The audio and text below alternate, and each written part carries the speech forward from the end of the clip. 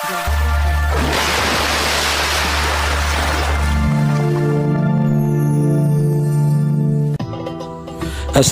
warahmatullahi wabarakatuh. Halo sahabat Sufi. Hari ini saya menghadiri seminar di Institut Nahdlatul Ulama Ciamis. Perubahan nama daerah sesungguhnya hal yang biasa. Tidak ada dampak apapun kecuali orang-orang memang mau berubah. Jadi teman-teman, kalau ngomong tinjauan teologis dan budaya, kalau ngomong teologi jangan ngomong agama. Di kalau ini nggak ada agama. Hindu Buddha itu maksudnya belah sini lah. Zaman Purnawarman tadi belah situ. Di sini tidak ada agama. Di sini ada aliran semacam keyakinan ya saudara. Sang Hyang itu keyakinan bahwa Allah itu satu. Makanya orang Sunda diajak Kristen susah. Kalau ngomong agama apa Kristen susah. Belanda itu nyerah sampai dikirim itu Abdul Ghaffar ya, penyusup gitu kan, orientalis. Kenapa orang? Ini pertanyaan juga kemarin dari Jakarta. Bang, kenapa sih orang Galuh susah Islam? Saya bilang, begitu lahir udah percaya Tuhan itu satu susah. Kalau Hindu kalangan raja-raja. Nah, kenapa Hindu? Itu Hindu itu belah sini ya. Itu Hindu itu bukan bagian dari penyebaran, tapi memang raja-rajanya Hindu kan. Tapi kalau ngomong Galuh, asli Sunda Wiwitan, asli Galuh itu tidak kepengaruhan Hindu, Buddha enggak mau. Teman-teman nanti gini, kalau ngaku NU ikut saya ziarah ke semua penyebaran Islam itu. Tidak ada peninggalan hidup. Candi nggak ada, ini nggak ada sebenarnya. Kenapa? Kalau ngomong Galuh bukan ngomong bangunan. Kalau ngomong Galuh ngomong pohon, ngomong air. Jadi yang nggak bisa melak laut, pasti nggak bisa ngomong Galuh. Terus karena kepalakan nggak bisa ngomong Galuh. Nah, jadi secara teologis kita ini sedang napaktilas kenapa kembali ke Galuh, spiritnya saja, bukan agamanya. Bahwa spirit Sang Hyang adalah kembali kepada Allah yang satu. Dan kalau ngomong Galuh itu kayak universitas pada Anda pasti bingung falaknya orang Galuh seperti kata ilmu falak. Saya pelajari sampai cara nanam itu jam berapa, detik berapa itu ada hitungannya. Ilmu falak di Islam kan. Terus cara nyembah Allah itu kan zikir. Galuh itu agama Sang Hyang. Kenapa Islam begitu mudah diterima di Galuh? Karena kepercayaan Sang Hyang ini hanya percaya satu Tuhan. Itu secara teologis benar. Ya, Sunda Buhun, Sunda Wiwitan. Jadi kalau Anda ngaku orang NU nggak tahu masal-muasal begini, nanti jadi Wahabi. Karena cara bertanya kayak Wahabi banget saya lihatnya. Jadi kalau NU itu harus muhabbatu ala qawmi wa aslu wa jadi aslah. Maka saya salah-salah biar dikoreksi ya.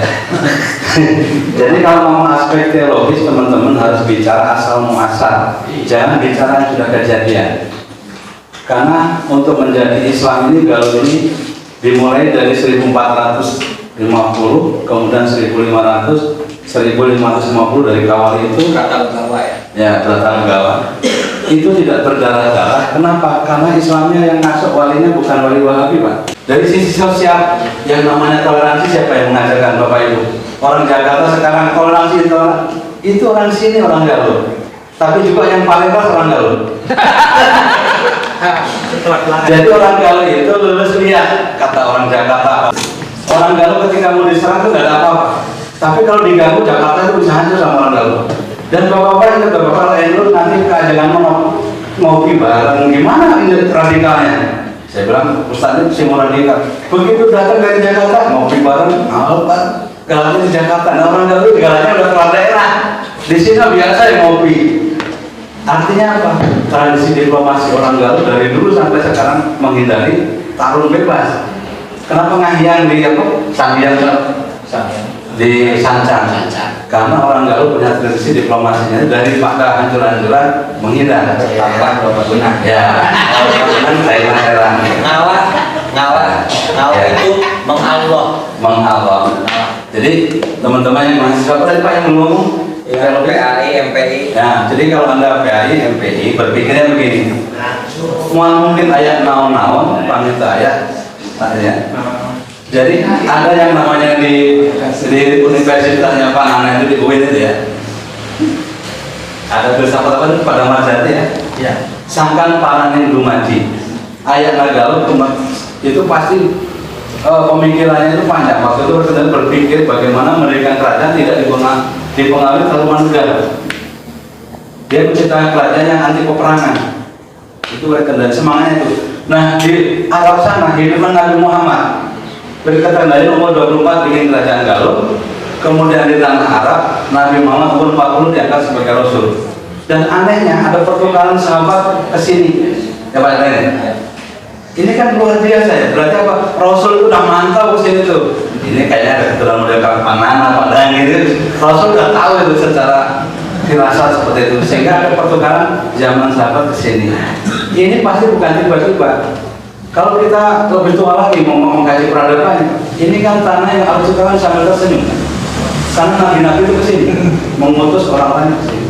Sehingga kalau ngomong Galuh jangan ngomong agama, teman-teman nanti kejebak. Karena agama itu organisasi, orang yang percaya kepada Tuhan bikin namanya organisasi Islam, organisasi agama. Kalau ngomong teologi jangan ngomong agama. Agama itu wadahnya orang yang dapat duit. Ya kalau nggak mau nggak dapat duit. Kalau sekarang kalau proposal jelas jelas organisasinya apa kan gitu. Kalau kita ngomong Galuh harus ngomong spirit, harus ngomong jiwa. Kalau ngomong ini pasti nggak ketemu. Nggak ngapain itu DPR misalnya. Itu yang HTN Pak ya? Ya, yang HTN. Oke, jadi kita kembali, saya bantu Pak Danang yang teologis dan budaya. Kemudian saya mendalami budaya ini bukan setahun 2 tahun. Begitu saya jadi mu'alaf di sini, mu'alaf dari Jogja sih, kejawen sekali ya, mohon maaf. Saya mau mempelajari filsafat kejawen itu hampir mirip dengan Galuh. Kenapa orang kejawen akur sama Sunda Wiwitan? Saya juga mu'alaf. Oh iya. Ya, jadi ada titik temu ya. Kalau kita bicara filsafat teologi itu ada titik temunya, benang merahnya ternyata. Jadi perubahan nama ini anggaplah kalau secara yuridis tadi itu hanya proses politik. Tapi teman-teman kalau ngaku NU, karena Pak tidak ada lagi orang yang bertanggung jawab menyelamatkan warisan budaya leluhur ya, dari nggak ada menjadi ada.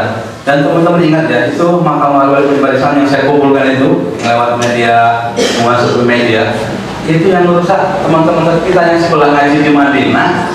Saya ngaji di pesantren, habis saya di musik-musikin badan. Dan alhamdulillah orang-orang muslim itu sekarang udah pada apa?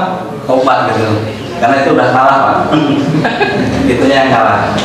Jadi saya kira begini, kita ngomong NU itu ngomong cara berpikir dan cara merespon sesuatu. Yang disebut budaya dan peradaban itu cara kita merespon, bukan cara kita ngomong. Contoh gini, oh Galuh dulunya sangian, salah aja Anda merespon, Anda kehilangan etikanya, kehilangan berbudaya hilang, adatnya hilang.